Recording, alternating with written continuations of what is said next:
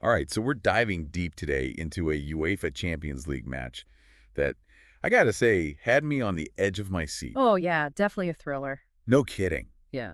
Bologna pulls off a stunner against Borussia Dortmund.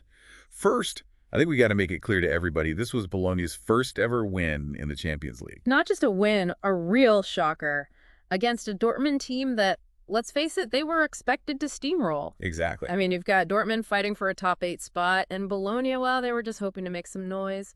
I don't think anybody predicted this outcome. And that's what makes this deep dive so interesting, right? How did this happen? Well, Dortmund walked into this match.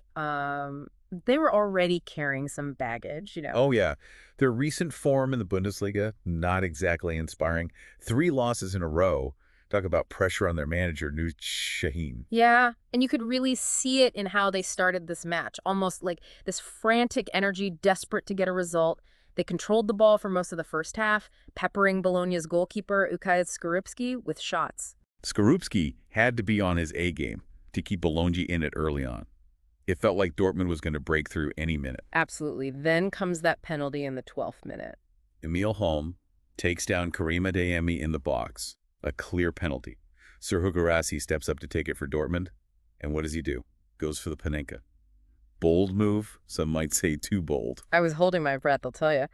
Skorupski almost got to it, but the ball, it just trickled over the line. Even though they went up 1-0, it felt like Dortmund were still kind of shaky. Yeah, and here's where things get really interesting. Because Bologna, they didn't just crumble after that penalty. Instead, they started playing even harder. Riccardo Orsolini was electric. He was making things happen. Orsolini was definitely the danger man for Bologna in that first half. Almost set up a goal with a wicked cross, then forced a top-notch save from Dortmund's goalkeeper Gregor Kobel with that volley. He was everywhere. It's got to be said, though, even with Orsolini's heroics, he had to come off before halftime with an injury. Such a shame. You got to admire Bologna's spirit, though.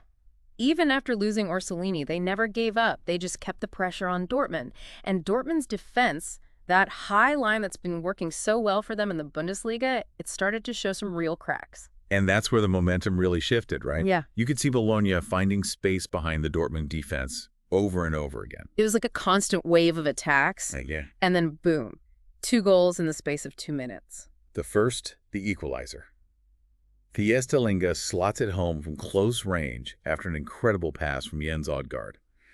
Then, before Dortmund could even catch their breath, Samuel Iling-Junior pounces on a rebound from a saved Odgaard shot and buries it in the back of the net. It was a total turnaround. Those 2 goals, they really sum up the whole match. Bologna was hungry. They took their chances. And Dortmund, they looked, I don't know, stunned almost, like their defense just couldn't handle the pressure. So was it more about Dortmund falling apart or Bologna exceeding everyone's expectations? What do you think? Honestly, it was a little bit of both, I think. Dortmund definitely wasn't playing their best. They were disorganized. Their attack was off. But you got to give credit where credit's due. Bologna played with a ton of heart. They were tactically disciplined, and they really knew how to exploit Dortmund's weaknesses. This wasn't a fluke. Bologna earned this win, that's for sure. They defied the odds, grabbed their first ever Champions League victory, and kept their hopes of advancing alive. Pretty amazing stuff. This match, it could be a turning point for both of these teams. For Bologna, it's a huge confidence boost. It proves they belong at this level. The question now is, can they keep this momentum going? Can they maintain this level of play? As for Dortmund, this loss, it raises a lot of questions. Can they get back on track? Can they find their winning form again? I'd say Nuri Şahin's job might depend on it. So much to think about. We just witnessed an amazing upset, one that really shows you just what grit, determination, and good tactics can do. This match could be the start of something special for Bologna, or maybe the beginning of the end for Dortmund's current season. Either way, we'll be glued to our screens to see what happens next.